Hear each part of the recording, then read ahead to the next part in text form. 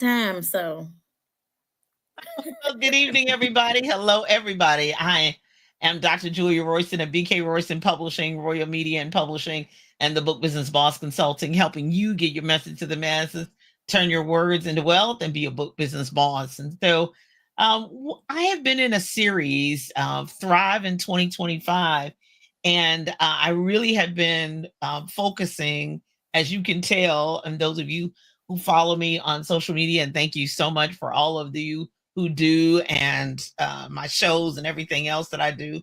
I always appreciate your support, and again, happy new year. And we're not just going to say the words, we're going to strive to do that. But thriving in 2025, I wanted to bring guests on. We've had some conversations. We've already talked about business. We've already talked about marriage. We've already talked about the impact of AI. And so this time I brought two of my favorite mental health professionals with me. And I want them each to introduce themselves, and I want them to tell us where they're from. And we're all neighbors, literally neighbors, literally neighbors, which is a beautiful thing. And I want them to introduce themselves, tell us where they're from, and I want them to tell us how people can reach out, follow them on social media, website, and all that good stuff, and how they can potentially work with them. We'll say that again at the end. But then I also want them to share their books briefly so that you can have some resources. Because sometimes, some people need small, medium, and large. Everybody's not ready to move at the exact same time. And I get that and I understand that. But I want you to at least start, be introduced to who they are, their styles. That's a part of what, if you're, especially if you're coaching, consulting, therapist, etc., that's what a book does. Shameless plug. And that you should have is something that people can meet you and get to know you and be introduced to you. We used to say that the book was the new business card, but I always just say now it's an accompanying product. So however people meet you, sometimes they want to buy it, and in the privacy of their own home or on their own Kindle, they want to be able to cuddle up with a light and a mug of hot tea or hot coffee or cocoa and read about you and let that thing resonate. Because every therapist is not for everybody. We're just going to tell you straight up front. Every therapist is not for everybody, and everybody is not for every therapist.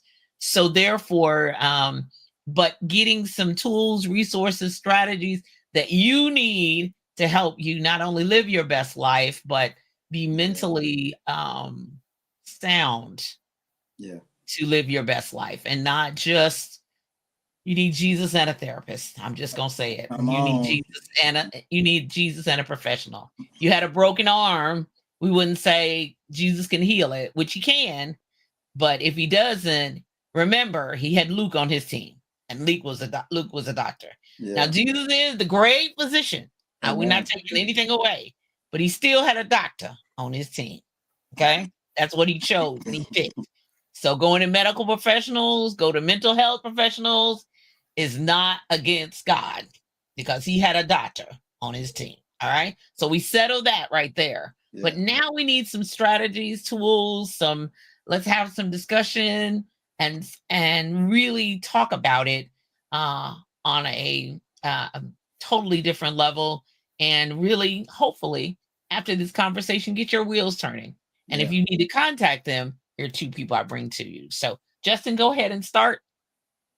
Yeah, so my name is Justin Campbell. I'm a licensed mental health counselor. I have my own practice over in New Albany, Indiana, off of Silver and Spring Street. I work with individuals 12 years and older, literally 12 years and older. That could be 40, 60, 70. It doesn't matter. I would like to get it out there, as I am a self-pay. So I do take health savings account and flex spending account. But what that does mean is you can bill your own insurance, but I do not take insurance at this time. But I do have a sliding scale. So I'm definitely willing to work with people. I understand that everybody cannot pay the same thing. You can always get to me through my website, which is mightllc.com. That's MIGHTLLC.com. Through that, you can find my books. I have a resources tab. I also have a tab for counseling. And so you can actually get my product on there, as well as get at me to set up a session. Also, you may call me if you want to. Mike.ght.com, is that correct? MIGHT LLC. Okay, got it. Yep. Let me correct that. Mike LLC. Yep. .com. And then also, that's my tag for everything, whether it's Facebook, Instagram, everything is Might LLC. And then if you just want to call me, if you're on here, look, you don't have to go through all that. You can just call me. My business number is 812-269-8619. So again, my business number is 812-269-8619. And then my second book, I'm actually going to start with my second book before I go to the first book. But my second book, Miss Royston actually published it. By the time I did my first one, I actually didn't know her at the time. But then after I met her at a couple things, I was like, hey, she actually is the one who suggested that I put myself on the cover. So that's the only reason I'm on the cover. I didn't put myself there. She suggested that. But this is a mental health workbook. So I really want you guys to understand the whole part of the workbook. You see, it's got questions in there. So that it's not just a lot of mental health books. It gives you a lot of information, things like that. I guess what I have found is that a lot of times you read the book, you do great for 2-3 months, but then you fall back into old habits. Well, part of that is because those books give you a lot of information and a lot of tools and resources, but it's not having you to challenge any of your past thoughts, habits, or anything of that nature. So by having to go through these questions along with getting the information, you're actually being challenged. And as Julia said, maybe this is what you need to start off with. Maybe this helps you to realize I either need more, or maybe I just needed this little resource to take care of something that was ailing me. And then my first book is Life Between the Lines. This book here is a faith-based book. What I do is I take my life as a college football player, and I use it as a metaphor to talk about the Christian journey. So if you just think about sports in general, you got to practice, you got to work hard, you got coaches. I say, what would happen if we took that same blueprint and that same passion and desire we have for sports, or even if you didn't play sports, even if you think about your career, there were things you had to do to plan and get prepared for that. What if we took that same passion and discipline and applied it to our spiritual walk? How much more complete and better we would be, knowing that if we study the playbook, which is the Bible, and we play life between the lines of the Word of God rather than the lines of the football field, how much more would that help us have a blessed life? Wonderful, wonderful. Live your best life. Let's do it. Okay. Go to mightllc.com, and that is to be able to get access in the beginning down the road to hopefully mental wellness and mental care, and definitely to purchase his books. mightllc.com. Miss Brittany Johnson, how are you, love? I'm good. How are you? Thank you I'm for doing having me on good. again. No It's been problem. No problem. forever. Oh, I know, but we're here together again. We Yay! are. It's always a good time when we get together. Always. Always is. So Just bringing Justin on for the ride. Come on, Justin. You just Hey, right. Hey, we got to get some male testosterone on here, so I like it. I balance. I'm good with balance. I didn't have no brothers, but I'm good with balance. Take it away, yes, Brittany. balance is always needed. In fact, that's a perfect kind of segue. Before we got on here, I was telling Julia kind of about what 2024 looked like for me, and especially how I kind of, there people talk about burnout and how I crossed past burnout and went to what I'm calling exhaustion, and just complete shutdown. I didn't know you could turn a brain off. People say they do it, but I've been a trauma therapist for many, many years. I graduated. I wouldn't even go to when I graduated graduate school, but I've been in these mental health streets for a lot of years, and have always had that trauma lens on, even before I knew that's what it was called. I've always had a trauma lens and didn't know that you could turn that off. But in 2024, I somehow figured out how to do that. And I do not recommend that to anyone listening or watching. So prior to me turning that brain off, and it is coming back on through prayer of myself and prayer from others, I am finding my way back to the road. And I'm paving the road differently this time because clearly what I was doing before was not working, even though I thought it was. I was helping a lot of people and giving of myself each time I was doing that. And yeah, I gave too much of myself. No one asked me to. Let me make sure I make that clear. No one asked me to. It was not written anywhere or told to me to do that. But yeah, so I crossed over to exhaustion and just complete shutdown to the point that I was not even telling people I was a therapist anymore. I was not marketing myself that way. I wasn't bringing it up in conversation. I was not looking at people through that trauma lens that I always had looked through people, which would always give me an ability to have an extra layer of empathy. I don't do sympathy, and we'll talk about that in a whole other. It's a whole other discussion. But I even stopped having empathy for people and found myself in some tricky situations because of it. But again, prior to that, I've been in the mental health field for a very long time, have seen and worked with all types of people. I wrote my one and only book. Justin, I see you over there with two books. I like that. I wrote my one and only book in 2018. And actually, Julia was the one who helped me through the publishing and all of that. And my book is called Get Out of Your Own Way, 21 Days to Stop Self-Sabotage. So I wrote this book for multiple reasons. The reason number one was I was trapped in grief. My mother had died the year before, and I needed something to get my mind off of thinking about that. So I started writing about anxiety because that's what I am an expert of is anxiety. And I can talk about anxiety right now and I can talk about it in my sleep. But when it was time to write the book, I could not do it. And so I ended up just writing the process that I used to kind of overcome what was going on when I realized, like, oh, wait, I'm sabotaging myself. And then I started looking at my clients and start thinking about what do I do with my clients on a daily basis? And so similar to Justin, your second book, my first book is also a workbook style. It's very short on purpose. And I do firmly believe and know that you can change or create a habit in 21 days. It takes about 6 months for it to be completely cemented in, but it takes 21 days to disrupt, start, or change or stop a habit or a behavior that you're doing. And so this book, again, I wrote it in 30 days. And it was just the process that I took to get back to being able to talk about and write about anxiety. And I have flirted with writing the anxiety book since, but haven't felt the urge to do it.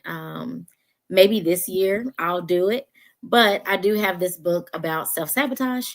And again, it's 21 days and it goes through how to identify what category of sabotage you typically fall in. There are many categories, but I have summed it down to three that I see the most, which is that not good enough, that perfectionism, and that imposter syndrome. So you fall into one or three of those if you are sabotaging yourself. And so through this lens, through this process, I've helped many clients and I've had other therapists buy this and use it with their clients to help them to identify the type of self-sabotage they're doing, get some understanding as to why there is some trauma roots typically that show up, and then to how to start the process to overcome it. And then last year, I actually ended up making a affirmation deck. You probably can't see it that well because of the lighting. But this is just kind of an accompaniment to the book or something completely separate. But it is 52 cards, and each card has a different affirmation on them for you to use. You can use it as like a tarot card type thing if you're into that. You can just flip one each day if you're into that. Whichever way, whatever way you like to receive. That deck has been useful for so many people to aid in their ability to overcome and manage self-sabotage. And so, Yes. yeah. Awesome. BrittanyAJohnson.com. Uh-huh. They can get the cards and they can get The book and the cards there. there. I Perfect. also just last year, because of the exhaustion I was in, started making t-shirts, and it was just something for me to do to do something with my hands and clear my mind. But I actually started selling some. So you also can buy some mental health merch on there too now. Um, but just something, it was just something fun to do to keep my mind off of things and stay busy. But yeah. And my handles are Brittany A. Johnson everywhere. So Instagram, Facebook, it's all Brittany A. Johnson.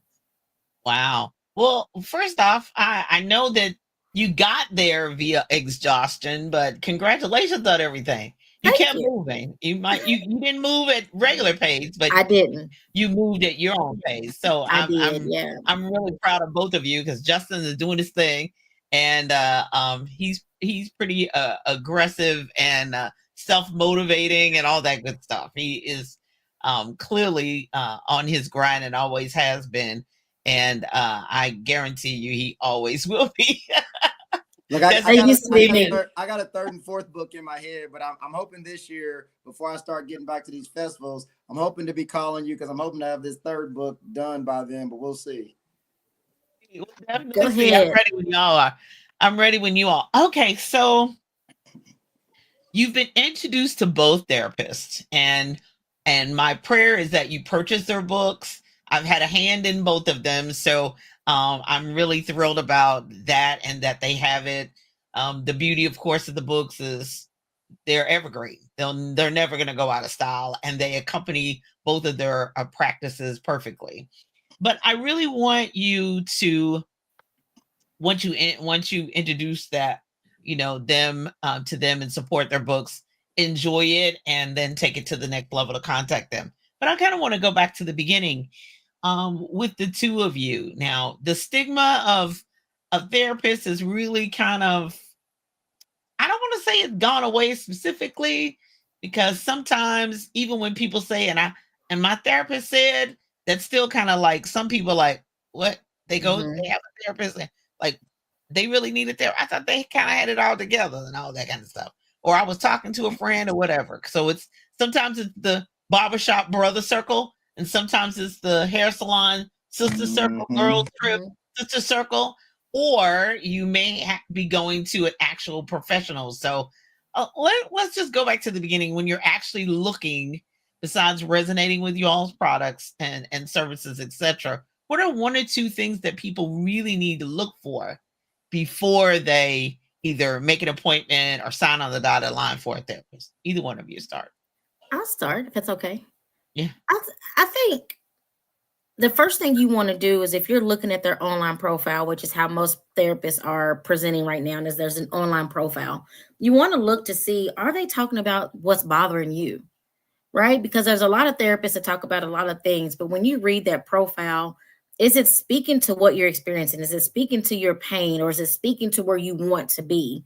And start there. And the other thing I'll say is you want to ask questions to your therapist, almost like you're interviewing them like for a job, right? Because they're Absolutely. gonna, if you are going to therapy and you are trying to do more than just what we, used to call that surface level coping skills, if you're trying to do healing or some massive transformation, you're going to have an intimate relationship with this therapist, right? Now, I don't mean intimate as in crossing lines, but they're going to be asking you some very deep questions, personal, very, very personal. They're going to be Yes. all up in your business, right? So Right. you want to make sure that this person has some alignment to things that are important to you. So if it's important to you that they talk about politics in session, you need to be asking that during that intake.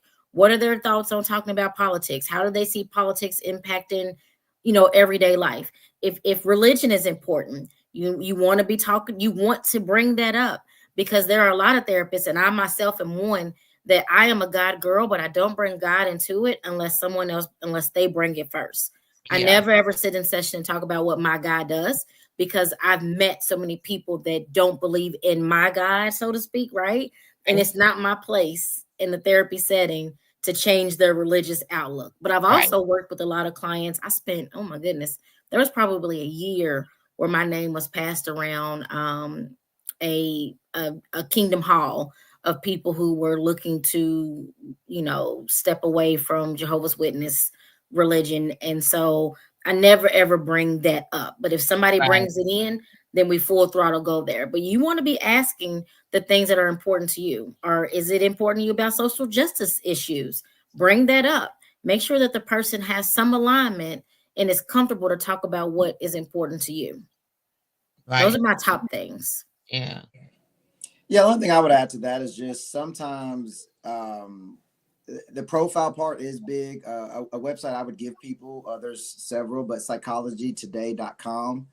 That is a national website that you can find people in your area. I'm sure we got listeners on here from all over, whether it's Indiana, Kentucky, and maybe even other, around the US. So, when you go to psychologytoday.com, you're able to find a lot of people and their profiles who you can see how they may match with you. I think the only thing I would just add to what she said is sometimes you're not going to know until that first or second visit, honestly.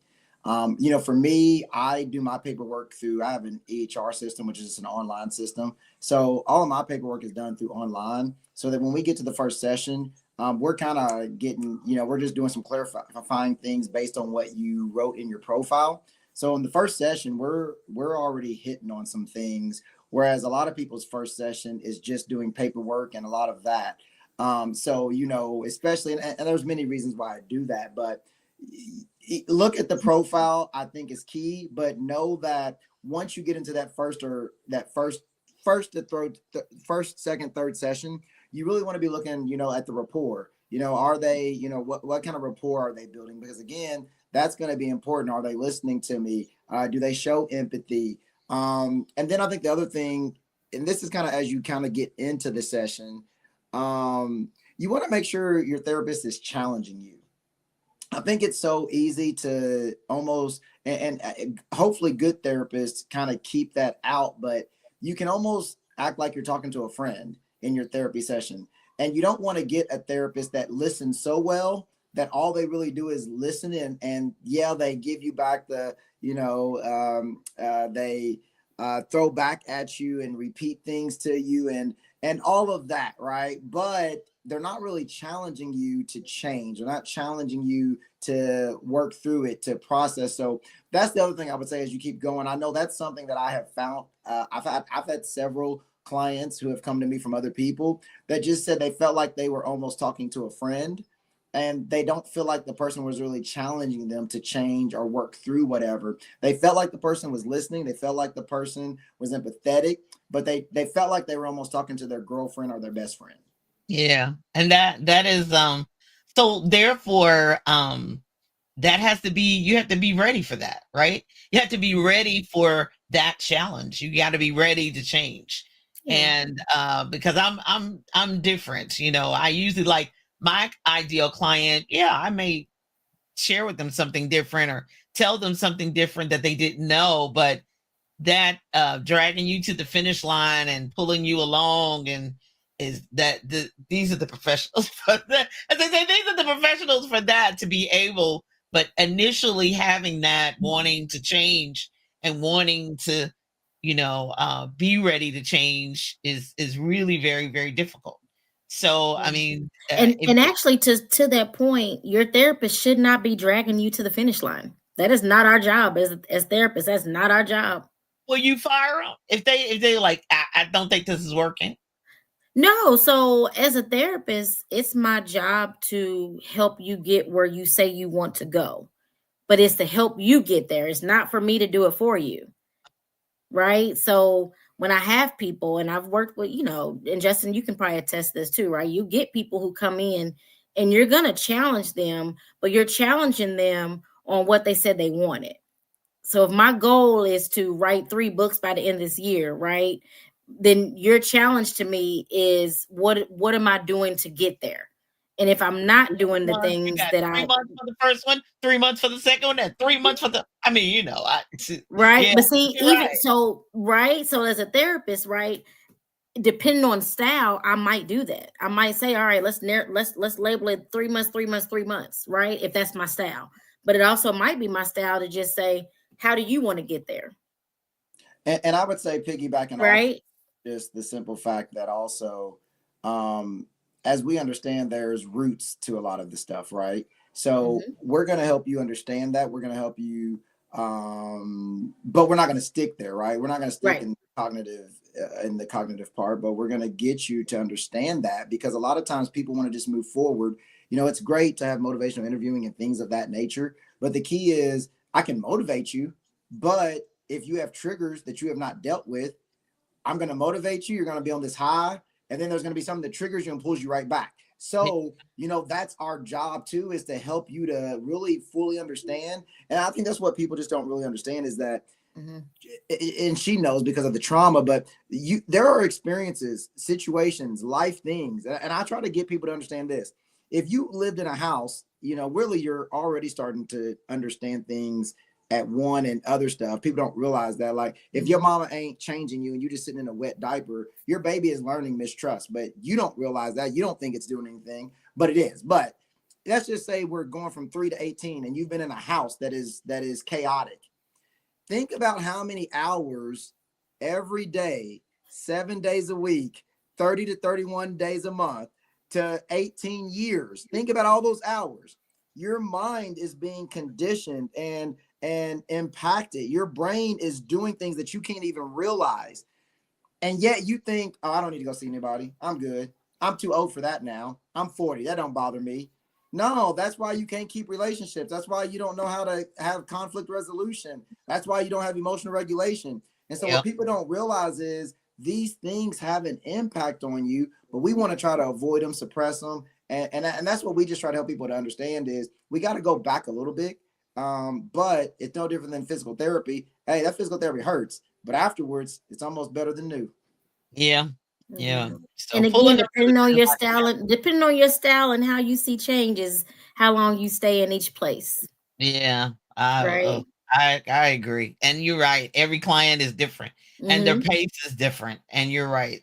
So you see, y'all helping me tonight. So now I need to say, all right, what do you I'm gonna stop trying to pull up this for this line. I'll be like, and so I do that. I'm getting better at that. Y'all helping me. I'm getting better at that because I'm like, but that's your job though, right? Like your job is to get the book done and get the book out, right? So that's my you are job. the person that gets to say, no, we got to get this done.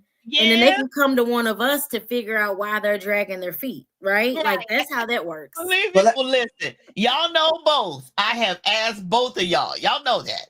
Nod your head up and down. I've said, Brittany, you got any openings? I'm gonna send somebody your way. Justin, you still in business? Or did you go do something else? And he said, yeah, I have done it to both of them.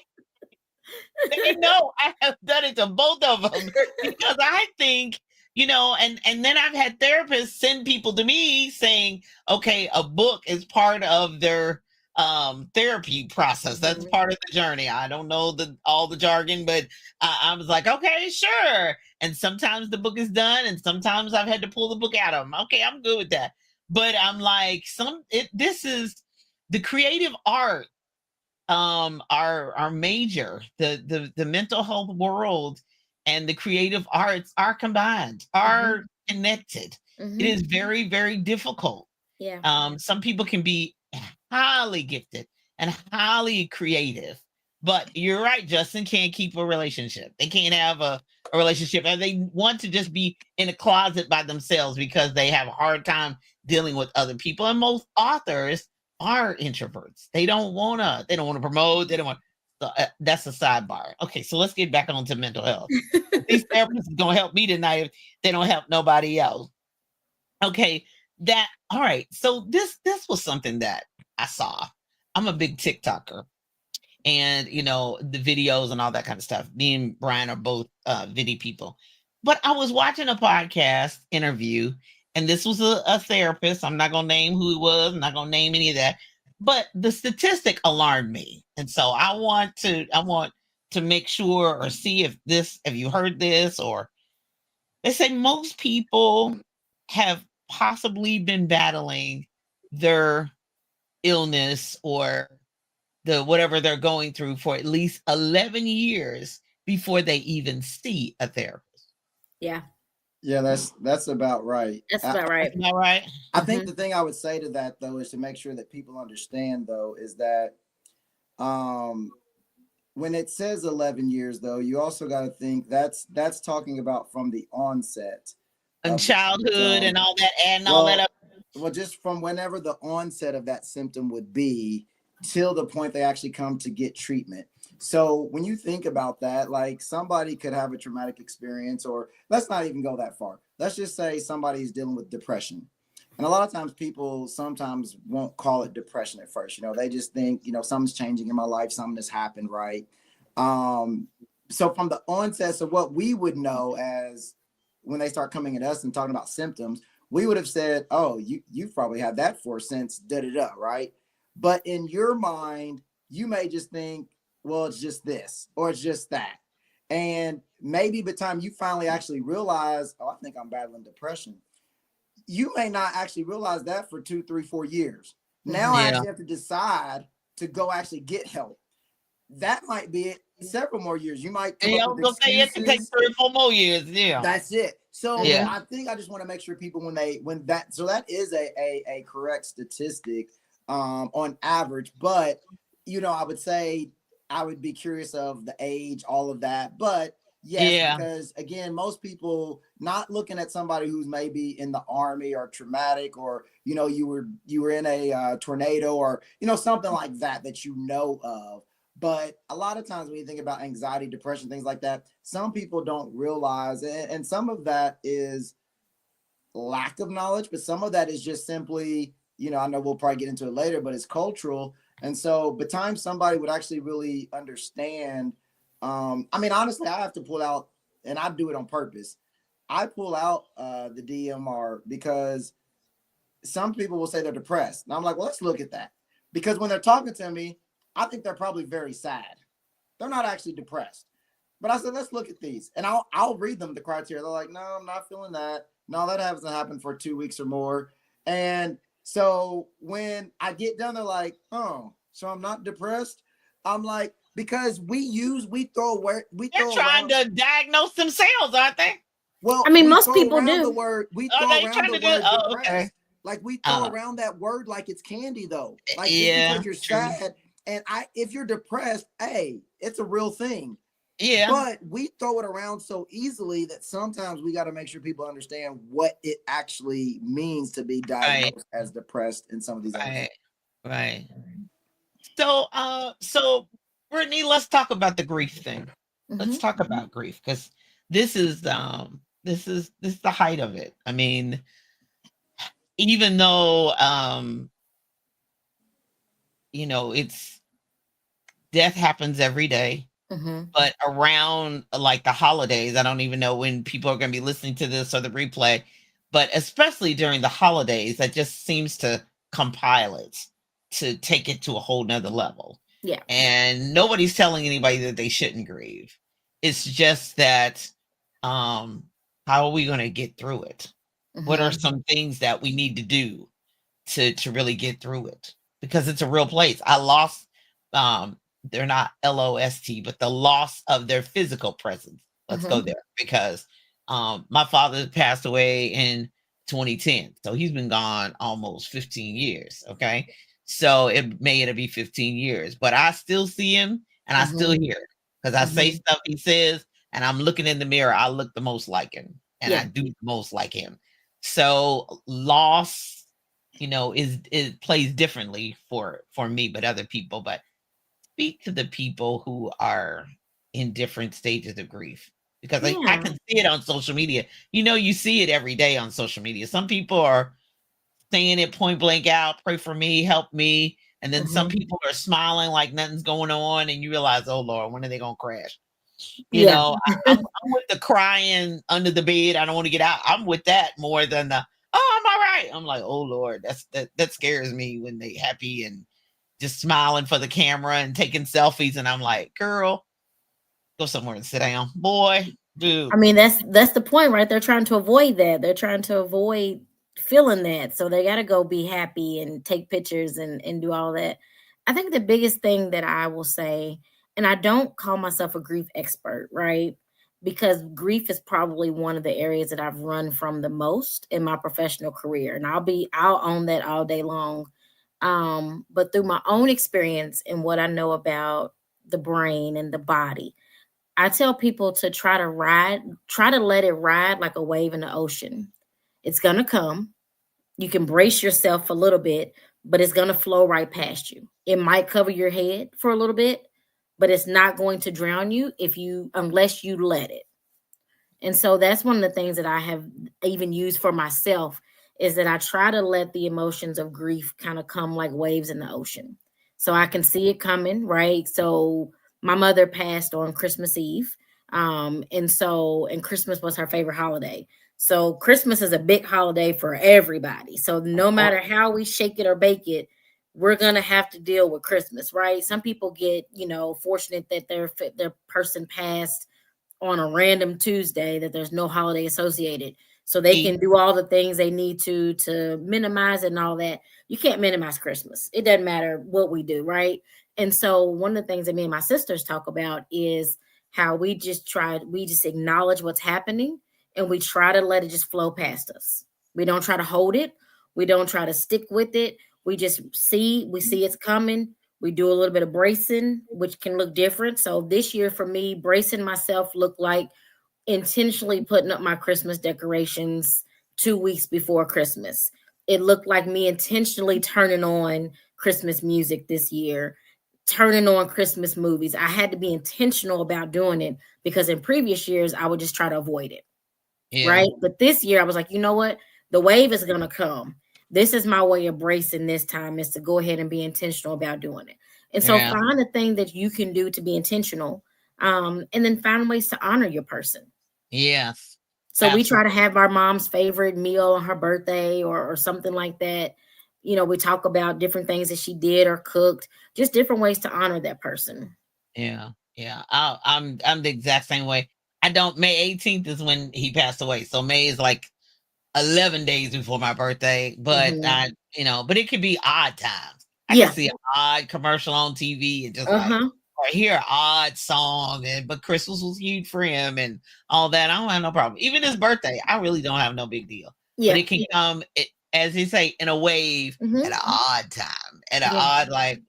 Okay, why should I get emotional about that? That's not even a father-daughter scene. That's not even a Right. commercial, but I don't know. It trigger. It just It's just a happens, trigger. right? So It you, just happens yeah. like that. So yeah, and Yeah, I and I acknowledge it. Avoiding yeah, things to me, just my opinion of things is the more we try to avoid, the more pain it causes, the more it yeah, does show up, the more it kind of hits us in a harder way. So I try not to avoid, even though that's my go-to defense mechanism is avoidance, right?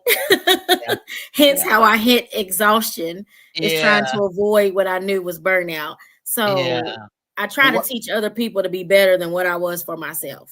yeah. and an activity that you might use with grief for people, and this doesn't have to be with bereavement, which is death, but just grief in general, is this is like a little heart you can draw. Okay, And inside the first heart, it says not just put losses that you could have, but that says dad. Maybe you moved cities, pet. Maybe you lost a spouse, a significant other, or something. But what we tend to think of sometimes is, oh, I got to fill that void, or I got to fill that hole, or they're gone. But the key is I don't have to do that. I can keep that person there, but realize I have more space to add other things to my heart. So you draw a bigger heart to realize, hey, you know what? I don't have to replace them with anything or something. I have more room. So say you lost a spouse or significant other. I don't have to necessarily replace them. They can stay in my heart. But I can always have more space for somebody else who may come along or something of that nature. right, And so that's just sometimes a good way because we get sometimes so trapped. A word I give all of my clients when I deal with grief is the word evolve. Grief evolves.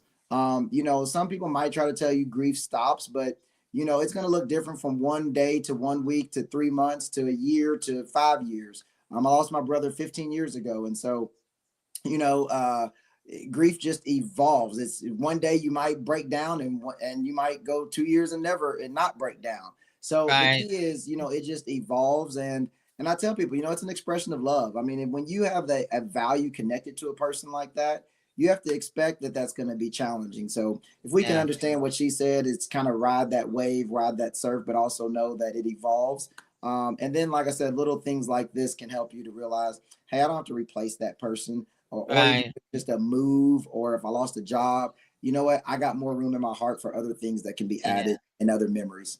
Right. So, Mary Fender says continue to talk about them, which Hmm. you do. You know, my mother says my father will never be gone as long as I'm alive. She said, as long as Julian's alive, your daddy's never going anything. But a lot of it has to do with my grief in ways is that I have peace about it. You know, it's not Mm. like, you know how the old funeral, that kind of mockery, the mockery of the person who didn't do anything for the family member or wasn't connected to him at all. They all that hollering and Uh-huh. hollering out, never that.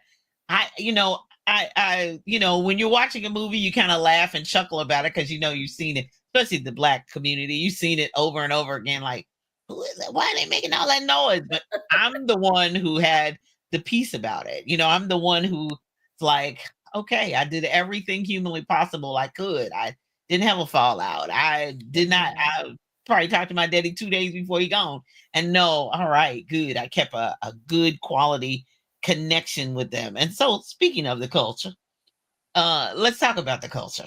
Let's talk about, um, that whole mental health for the culture, because I think a lot of times people are gifted and talented, but they really don't um, get to their best self because of the trauma or because of the toxicity in the family, and because they didn't get the help to clear it out, and to didn't get a therapist or whatever. So are we still combating that? We got work to do, don't we? We still got work to do. It is a lot better than when I entered this field in 2011. It is a lot better than then, but we still have work to do.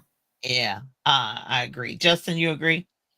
Oh, most definitely. Unfortunately, we still have that mindset of it's a weakness. There's statistics out there that talk about how, unfortunately, Black and brown people look at depression as a weakness. So people who you would even identify as depressed don't want to call it that because they see that as a weakness or of some nature of that. So it's and then we see suicide rates going up, unfortunately, for Black and brown people. And first off, rate for any race or nationality is bad. But it's now more so than ever. Again, I think the sad part is, people have had this independent, ever since slavery, honestly, right? That, Right. we've made it through this, we're survivors, and again, there's been some things that have happened in the world that has made Black people believe that sometimes they can't trust people, or that, and we already know just in the medical field in general, that we don't get as best care.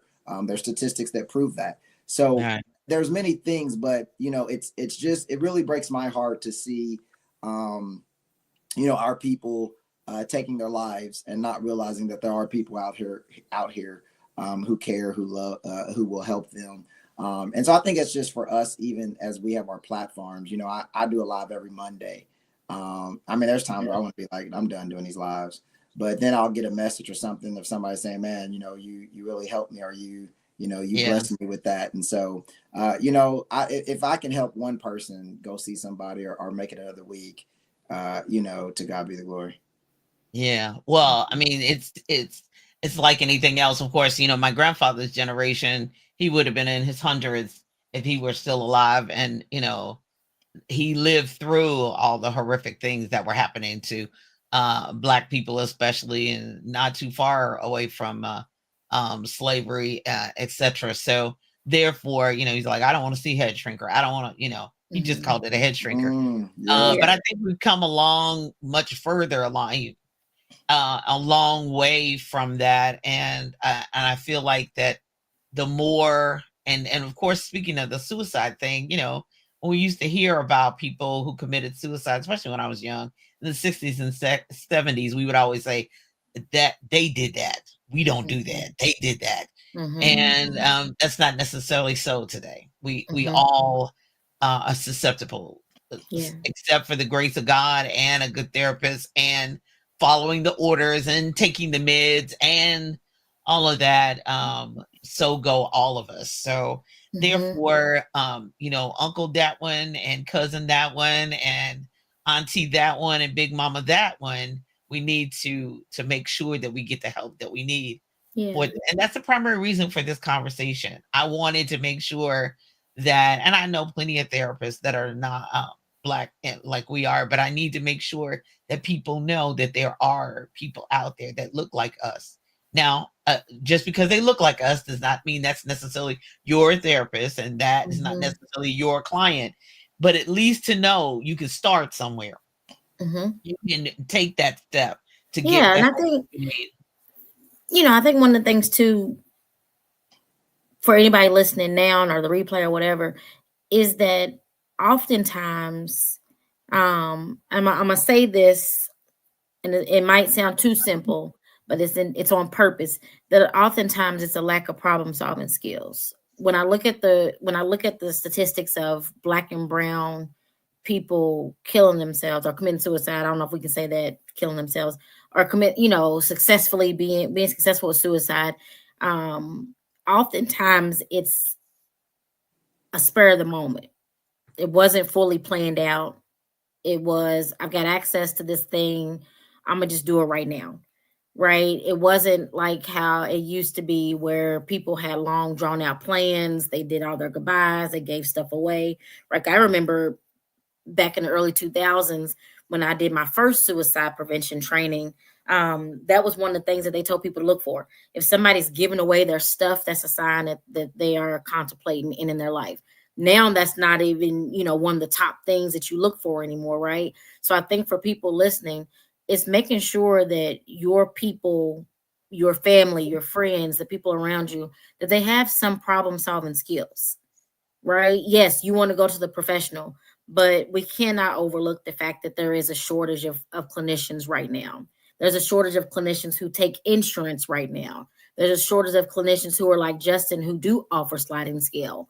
A lot of us don't offer sliding scale anymore, right? So, like, there's not enough Justins going around right now Right, that right, people can have access. So we need to make sure that we are teaching some sort of problem solving skill to people so that they know what to do if somebody in their family comes forward and says, "Hey, I'm having these thoughts," or if they just start noticing some things are off with a friend or a family member. And right. I Well, think that's what has changed generationally as well too, is absolutely. previous generations, they had different types of resiliency factors that Yeah, we don't necessarily have now. yeah. And the other thing too is that we've seen a rise in suicide for younger children, K Mhm, through 5, because that's one of the main reasons I've done 3 books on death and grief for kids. I didn't even think about grief for children. I didn't think about any of that for losing their parents until the counselors. I went and they said, okay, we need some books that have black children in them because all the mhm, things we have now just have white children in them and they're already in pain, and then you hand them a book about a kid. Okay, maybe they're same age, but it doesn't look like them. And mhm. so they're throwing it back in their face saying, he don't know what I've been through. Why in the world would you hand me a book? So that was, one of the main reasons why I did that is because representation matters, but being able to identify and connect definitely matters. So, And can um, we mention senior citizens as well? Because I think yes, that's what people don't realize is that dying by suicide, the rate for people I think above 75 or higher is actually high, and people don't It's the realize that highest right now, I is because think. it? I yeah, think so. because yeah, it is. It's and why people don't think about that. It's not, first off, it's not. I, again, I hate to say it, it's not going to probably cover much when you think about older people, but they don't tell you that stuff on the news. But they feel like they're forgotten. A lot of their family doesn't come around That's- and check on them. They don't know Yeah, how they fit in society anymore. And right, so, and then they can't do a lot of the things they used to be able to do. So I Mhm, also want to say, because we may have some people out here who are possibly older. I mean, I've had as old as an 80-year-old black man. I got a like a 60-year-old Caucasian woman right now. But it actually warms my heart to see older people coming in. Never when I got into this would I have thought I would have people that age coming in, like you're on the down slope, you know. But to realize that it's for you too. Like Yeah. you're not too far gone in your lifespan to get Yeah. help and still live a joyful, great life. So for Yeah. somebody who may be on here struggling with that transition of getting older, struggling with not having your spouse around or not being able to do whatever you can do, know that you can get the help as well. Yeah, I've heard older people like, I don't know what to do. I don't know. I don't have a job to go to. And the kids are all grown. They didn't have no little kids. So I don't have no grandbabies. And so Mhm, therefore, what do I do? And mhm, so there are, community outreach and there's, opportunity for that. But if you struggle physically to be mobile, that's not exciting either. If everything hurts and you don't, even if it's a chair exercise, but at least you're still with somebody else, playing cards, whatever that looks, bingo, whatever, or whatever that looks like. So, yeah, you're absolutely. I didn't realize that was the highest right now. I know that the mhm. the little kids and teenagers is still where it is, and still that one is too many, and I know it's too many when I start knowing children that I taught that Yeah. have now when that happened, it's been a few years ago now, but when that happened, it just really kind of Yeah. rocks my world and sends me somewhere because the statistic itself is horrible, but now I taught somebody, and so you go back and think, what could I have said? What could I have done? What could I never saw it coming, and that is Yeah. one of the downsides of teaching, Justin. You know that. That's one Yeah. of the And downsides. there, to that, there are culturally, I will say that there are a lot of people in our culture who do keep stuff so tucked, so close to the vest that Uh, it does look like a surprise to their friends and family when it happens yeah. because they never let on. Right? There's a lot of people, and we can get into terms, right, like high functioning anxiety or high functioning depression, where they do a great job of masking. You see them smile and you see them Yeah. laugh and you see all these things, not knowing that they are suffering in silence, right? Yeah. And so again, that's where that goes to having somebody, that you can talk to, hopefully a professional when you need. I think people need to go to professionals regardless. I don't think we need to have when it's time, right? Because I think for a lot of people, that's the other part, right? I don't need to go see somebody because it's not bad enough yet, right? Yeah. So we Yeah. have that really bad in our culture of not going to the doctor until it's really bad. And Yeah. with Or mental until they health, say there's nothing else we can do. You waited too long. They did that with my dad. You yeah, waited too long. yeah. And We there's a can't. lot of people who that's when they're reaching out for therapy. So that's something I know we haven't brought that up yet, but I think it's a perfect way to segue into. Don't wait until it's till your house is on fire to reach out, right? Because many therapists are going to have a wait list. We are in a space where that is what's happening. Therapists have wait lists. Therapists are having to close up shop. We don't have to get into that space today, but and I think we are slower to that in this area, which is a good thing. But there are a lot of areas that are heavily impacted by these tech companies who have Yeah. created mental health practices, and they're Yeah. hiring therapists or they're working with insurance companies to credential therapists. So now insurance companies aren't credentialing other people that are in private practice.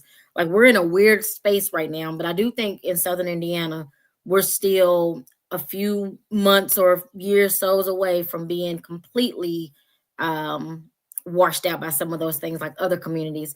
But that is something we have to consider. Don't wait too late because you might have to wait a couple of weeks for an appointment. Everybody doesn't have availability tomorrow. That's the reason why I asked. Okay, y'all gotta open this. Hold on. Let me I got somebody I need to send your way or they asked for it or I Uh-huh. saw it online. Okay, so real quick, I know we've been talking a long time. This has been so good. Miss Fender says my mom died the day after Christmas in 97 and she was a Christian. And so, well, for one thing, that is great. She was a Christian and we know that she accepted the Lord as her savior and even though I know you miss her all those Christmases, we Mhm. know that she's safe in the arms of the Lord, and we love that, and we have that comfort. We And wish that she was here in person, but and human. But so glad that Mhm. she was. But that's got to be difficult right Yeah. after Christmas, day after Yeah. Christmas. And she was the one who said also that she was the one that said keep talking about him, right? Uh-huh. That's Yeah, and look, yeah. I gotta give her a shout out. Thank you, cousin, for tuning in. That's one of my cousins. Uh, So thank you, cousin, Thank for you. tuning in. You're exactly right. To keep talking, definitely keep talking Hmm. about them. So, okay, so I want to recommend people go to therapy when, because like I said, I'm a TikToker, and I watch stuff online. I keep up what's going on now. If it's too crazy, I will scroll. Now, come on, don't think I'm down in there too deep. 'Cause I publish too many books to be down in there too deep. But these are the people I want to get mental health. Is these people in these relationships? Like, woo! And I don't know if they're setups or what they are, but I was like, oh, they need a therapist. Like the lady who ordered 10 extra meals when she went out with the guy on the first date. I don't know if that was a setup or real or not. And I know we talked about it in the relationship thing a couple weeks ago, but good Lord, come on now. Yeah. So do y'all do any of that? Like, so I if you've had people in relationships or they've had a lot of trauma in relationships and they're dating somebody and they need help, do y'all do that, or is there a yes, special I therapist that they haven't need? I I haven't don't. done couples in a long time. I used to do couples, but I have not done couples in a long time. But because of the way I did market myself and the way I still get referrals, I get a lot of people who have attachment and relational trauma. So they are talking about their relationships. I've had them invite their partners to a couple of sessions, but I don't do that on a regular. Um, I don't know about you, Justin. I don't know if you do couples or Yeah, I was not, like, but Yeah, Justin, you do couples or what you do? no, but I do want to answer something that you had sent to us. So I do not do couples. Naturally, there's times where I have individuals, and I have some people I can recommend them to. So I'll keep them as an individual and then have them go somewhere else. But something you had said, actually, that's one of my books in my head is marriage and mental health. And I ain't got the title yet, but that's what it's going to be around. But it's something that you had said and asked us, and I think honestly, a lot of people before even meeting people should really go and really seek some help yourself. A lot of times, whether it's, like she said, there's these we're not going to get into that, but avoidance, secure, there's these attachments that we have, and they're due to the trauma that we have or experiences we've had or bad breakups we've had in the past. So that creates these anxious or avoidant or these different attachment styles. However, or we even sometimes have trauma bonds and things of that nature. And so, one thing I would recommend, whether it's you just really, I mean, you got to be pretty mature to evaluate yourself. We know that's dangerous, but you really need to be looking at, like, how did I get here? Who Yeah. am I really? Yeah. Because a lot of times we then get in these relationships, we get married, but we really don't know who we were. We Yeah. didn't find it out later, and now it's Yeah. more issues and problems. And so, one thing I would recommend, honestly, because I think about, and this is no knock. Like when I say this, I'm putting an asterisk. This is not a knock on the church. But when you do premarital counseling, it's a joke compared to what you really need. Like the 8 sessions that you go in, and who's gonna, because it's so surfacey, who's gonna pay the bills, who's gonna, okay, that's real nice, but can we get to the meat of, like, how did you get here? What do you even like about yourself? What do you like about the other person? What do you really having, like, Yeah. And why? Yeah. so But the key I is, don't think I would want a untrained person asking those questions though. well, the thing is, so I think if we were to take what we traditionally used to know as, the biblical part of it, but we would add a mental health side to it, how many more would you have people who are probably marrying or getting in relationships that are the right ones, that are better, rather than having to go through all these bad experiences, things, because we've really not dealt with our own trauma, and this other person doesn't really know, and so we don't know how to communicate, we So don't you know have how to solve most of them don't problems. even. You're not even marrying who they really are. They just That's that's it. what did they Well, say? and then That's I your think representative. you also have to add in that many of us operate from a space of masking Oh yeah. and outworking. in a way to avoid some. I mean, like I said, avoidance is my thing, right? Like I will avoid something if I can until I can't. Except for conflict, I am all about head on. I don't know. That's a Really? Nah, I don't like that. yeah. I don't like That's a unless I'm different. That's a forced. whole different. That's a different live. We'll do that another day. It's But another day, but I don't like that. yeah. I'm not Oh very yeah. confrontational. I only if Conflict. I am you gotta like, make me there. You gotta drive me to it. nope. You gotta make me do I it. am like, let's go. Um, but many of us don't know or even think about that until we are on the other side of 40, if we're being honest. Yeah, true. Right. And so, and for a lot of people, it wasn't until the pandemic. If you think Yeah. about it, pre-pandemic, everybody was working hard, outwork, overworking, doing all the things. And then when we were forced to sit still, a lot of people had to start looking in the mirror like, oh, wait a minute. I Yeah. used to work 20 hours a day to avoid having to think about Yeah. what happened when I was 5 years old. And now I can't. Right. Like people were like, that's the thing. So, like, I think I see where you're at, Justin, and I'm with you on that. I just wonder what that would look like. And I'm sure you, once you get to writing it, you'll get it all ironed out. But really making sure that people are even able to look at that. If you would have asked me, and I've been with my husband for over 20 years, if you would have asked me 20 years ago, what would I be doing right now? What would life look like? I don't think I would have been able to tell you what it is, what I'm doing right now. That wouldn't even have been in the scope of cards, right? Because I was a super firecracker back then. So I wasn't putting up with nothing on any day of any time period, right? Like it was a whole other Brittany that existed back then. Right, but what they say, with age comes wisdom Yeah, sometimes, baby. right? Yeah. With Right. Yeah, experiences, yeah. or as my father-in-law, mother-in-law like to say, live a little bit longer, Yeah, right? you'll figure it Right. out. Yeah, yeah, you'll get And it. so I like where you're going, Justin, and I can't wait to read it when you do get it all ironed out and written out. I think it's gonna be interesting. Well, yeah, But my you problem is know, I'm trying to decide if I'm trying to decide if I'm only going to tailor it to people who are single, or if mm, I'm going to put it in such a way that it's just got um like ways that can help anybody, whether you would be single or married. yeah. So that's my problem now, is if I'm going to tailor it to both audiences, or really if I'm going to focus more on, I think I'm leaning more to just and I know there's people out there who already have tons of married books, so I really think I'm looking at it more for the pre-marriage. Do the single. I think I Yeah, come here's on with the something I can single. tell you as somebody who's been married for quite a while, and my friends, we've been married for quite a while. You know, people used to tell us, wait, that 7-year itch happens. And then if you get past the 7-year itch, it's all great. I think what people have to think about is when you get on the other side of 40 or close to 40, if you got married way before 40, there's a change that happens around there for men Mhm. and women. Yeah. And I think I wish that there would be a book, and I'm not telling you what to do, Justin, but a book to talk about how to reintroduce yourselves to each other when you get to that point.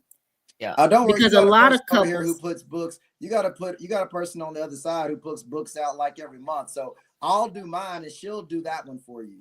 right? Look, Well, you're wait right. a minute. She gonna have it written next week. Listen, did not remarry. I got married first in my 20s, the early 20s. And Uh-huh. it was like, oh, we'll figure it out. And then I was divorced by 30. And then I didn't get remarried until I was 43. Yeah. 43. Brian was 42. So therefore, I'm gonna tell you, when we were in marriage counseling, we were in the back of the room. We were the oldest in the room, and Uh-huh. we were doing therapy on the people who, how are they even together? Because I had been married before. Brian hadn't, but he was still. He's looking, going, he acts like that's his mama. I said, yeah. Uh-huh. And then of course, when it was the week where you bring your parents, and we were the oldest one, and my father was still alive because I got remarried in 2006. He didn't pass away to 2010. So in 2006, it was 6 of us. Brian's parents were there, both my parents were there. And so we're in the back taking up the most room because we're the only ones with 2 sets of parents. The only couple. The Mhm. only one guy brought his sister. He Mm. didn't even bring a Oh, parent. Yeah. So I'm like, ooh. Mhm. So I think that focusing on the single people, and then I don't know about if I'm gonna write anything. I haven't decided whether I'm gonna write anything on married book at all. God ain't told me about that yet. Whew, 'cause it's been rough. I'm just like, I did the old thing from the line from the movie. I turned to Brian often and say, please tell me. When we're watching the TikTok, I said, please tell me I'll never have to be out there again. He said, I don't want to be out there either. We're gonna be married together. We ain't going back out It's there. a different world out there. Woo, If you leave me, I'm going with you. I said, oh, we ain't going nowhere with together. that's funny. He said, we either gonna be together, you gonna be with me. Hey, that's it. Yeah. But it's the whole point of mental health. I mean, you Mhm. know you Yeah, no, and and I you gotta think they be get able to off into the bring your wedding stuff and all and their that. stuff to the Yeah, table isn't and that sort through it. Mhm. yeah, it's yeah, y'all Yeah. would be in business that y'all if we did all of that like we should, yeah, it would be a waiting list. It would be because there's a lot to unpack. It is. There's a lot to wade through before Yeah. you hook up with this person. And even, I feel like, God put Brian and I together, but even that, I still had triggers from my ex. And I had been away Mhm. from him a long time, but I'm Yeah. like, Yeah. wait a Yeah. minute. I mean, first date, he says, I'm a mama's boy. Well, dude, okay, this is gonna be one dinner and a movie. Thank you, Cheddar's, Right. and we were over in New Albany at the movie theater. I was like, oh, this is gonna be great. He goes, why? I was like, oh no, I was married to a mama boy. No, Mhm. never again. You won't go out with me? No, I'm not going Yeah. out with you ever again. We've been married 18 years, but I'm like, that was a major trigger for me. I mean, Yeah. just if I don't find out till later, that's one thing. But when you tell me up front, I'm like, oh no, no. Mhm. But he's a boy, he loves his mama. So I'm cool with that. I think Yeah. that's a good thing. But baby, listen. So we all need it. We all need to have a Yeah. mental health therapist on speed dial. Definitely. We need to you need to get your primary care physician, you need to get your therapist on lock, you need to and one place to start, of course, is visiting their websites and making sure that you have the tools and resources. Because if you're really serious about living your best life, which I am, that's the reason why I do things like this. That's the reason why I have guests like this, so that we can have those hard conversations.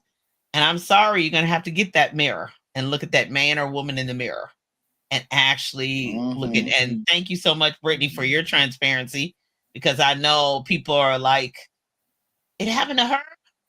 What? So, Yeah. but to me, that helps me.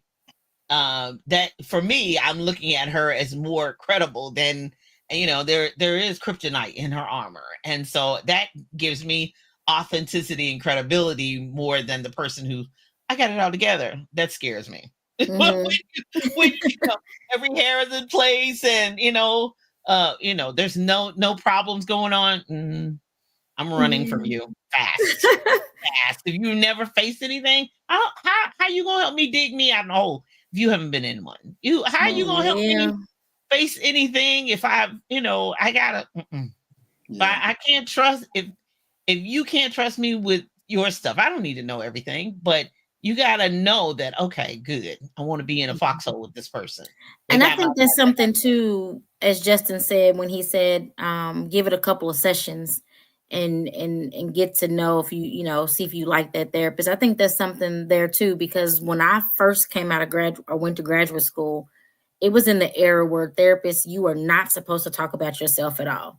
I yeah remember in school them talking about don't have personal pictures up, don't if a client asks you about yourself, you're supposed to turn around and say, what is that information gonna like? I don't even remember the phrase you're supposed to say, but it was basically, why do you need to know that? But let's talk about you anyway. And yeah and through the years I've learned as a relational therapist, that is not doing any good to my clients if I'm sitting over here stiff as a board, acting like I've never lived life, right? right Or that I've never had issues. Now, that doesn't mean that I need to get in session and tell you everything about me, no right? But making sure that if that's something that's important to you, that person sitting on the other side of you is comfortable with sharing some of Hmm. their stuff. yeah Again, don't expect them to share everything because you're not friends. That's not what this no is. no But now I've learned it's okay if I tell people certain things. So most yeah of my clients know that, I've got children and they know that I've, had roadblocks, and they know that my mom has passed. They know things. Again, I'm not sitting there making it my session. And I'll even say, "Ooh, this is," if I do feel like I'm getting too much into that, I'm like, "You know what? This is not about me. Let's get back to you, what we're here for." Right. But making sure that you are bringing up those things that are important to you. Right. Um, and being clear and understanding on, if a therapist says, "Yeah, I'm not comfortable with that," that you and that person can have that conversation. And if you Right. need to find a new therapist, find a new therapist. I would rather you try 10 therapists and find the right one than to go to one and say, "You know what, therapy just doesn't work." Hmm. Right. Exactly. And that's like anything. Hmm. Doctor, Yeah. whatever, engineer, lawyer, whatever that looks like. Professional, you really need to find the fit for you. But if you need help in that area, you need to keep looking until you do find the fit. Yes. You need to keep going and not stop and just say therapy doesn't work. No, it that might not have been the right fit for you. So Hmm. my goal is, and I'm gonna, as I say in church, we're gonna conclude. I'm gonna wind this up. Is that I want you to thrive in 2025. I want Yeah. you to be able to get the tools, skills, methods, strategies to be able to ride the wave, because we don't know what's coming. We don't have Hmm. any clue. 365 days later, we'll look back and go, whew, I made it over. And yes, it's going to be God's help. And yes, it's going to be God's power, but we still have to walk it out. We still have to take one step at a time, one day at a time. But we also need to be able to get the help that we need so that we can make the choices that we can make Hmm. and the decisions and have the coping skills that we need so that we can live the best life we can. And I've seen people, like you say, I'm a TikTok girl. But I've seen them pack up the whole life and move. I've Yeah. seen them make radical changes and whatever you need to do to be able to live that stress reduce, because there's always going to be a level of stress somewhere, but that stress reduced life and face head on so that you can move and be your best self, not only for yourself, but for your children and the next generation. Please do that. I encourage you to do that. We're here for you. If they have a waiting list, ask me, because I probably know somebody else. But these two I wanted to bring because, one, they're in my neighborhood, they're my neighbors, and secondly, I knew that they had books and would have resources for a place for you to at least start to ask those questions of yourself, and then really realize and have that critical conversation to be all that you can be and say, okay, I'm not in a good spot. This is not good. This is not working. I need help. So go to mightllc.com for Justin's information, Justin Campbell's information. Find out, purchase his books, share, follow him on social media. He goes live every Monday. What time on Monday? 7, 8? Anywhere. Look, when you got kids who's in cheerleading, you be finding yourself in gyms through what is it? What basketball start? Anytime between November and February. So the time is somewhere between 5:30 to 9:30. 9:30. Just put the notifications on, and so that when he dings, you can just get it on your phone and get his information and be sure and follow him as well. And then Miss Brittany A. Johnson, we appreciate you both being on this evening, but be sure and go there and please stop sabotaging yourself. I find that, today's society is not, and this one made me do it, not that. We look at, when we dig down in it, it was you, boo. It was you. Hmm. We waiting on Yep. you. Yep. And God's waiting on you. You All ain't truth. really waiting on God. He waiting on you. All truth. All truth. Justin, what kind of cheerleading does your daughter do? You have a daughter or a son? Eighth grade and a junior. So both of them, one's at Scribner, one's at New Albany High School. So Okay. Okay. Yeah, where is your boy at? Does he do Uh, it? Does he still cheer? yep, he does. Yep, he does all-star only now. He did school for a smidgen, but he's yeah. Yeah. Yeah. And your So they, daughter I'm did. sure they probably know my son. Your junior probably does. Yeah. yeah, I'm glad we out of that whole All Star arena. That's where we started, and I'm so glad we went to school. They both just as bad right now because schools do competitions too, but they ain't nowhere near like that traveling for. They did competitive dance and then competitive cheer. I'm so glad that now we just in regular cheer. Yeah, my kids have been in it for forever. My son's a senior, and my daughter, she stopped doing cheer and only plays basketball now. But Yep. I was we've gonna say, been yeah, we've I been know in you that got world since football. my 18-year-old was 6 years old. So Oh I know yeah. that whole world. Yeah. Y'all. That's Oh, the look, world we live in. He's at All Star now, bless, and I bless gotta go them. pick him up. Actually, when we hang up from here, I gotta Oh, run out and pick him up. bless them. Yeah, get the books, get the books. There they are. There Yes, they get are. him, get him, get him. Get Get the them, get books them, and the get the cards. cards, Come get on, the help and the tools that you need. Let's go. let's do You it. all be blessed. You all be blessed. Thank you so much for being on with me today. I appreciate you. God Thank bless you and you. all that you do to help the people in the world be Amen. better, thriving mentally in 2025. You all be blessed. Bye.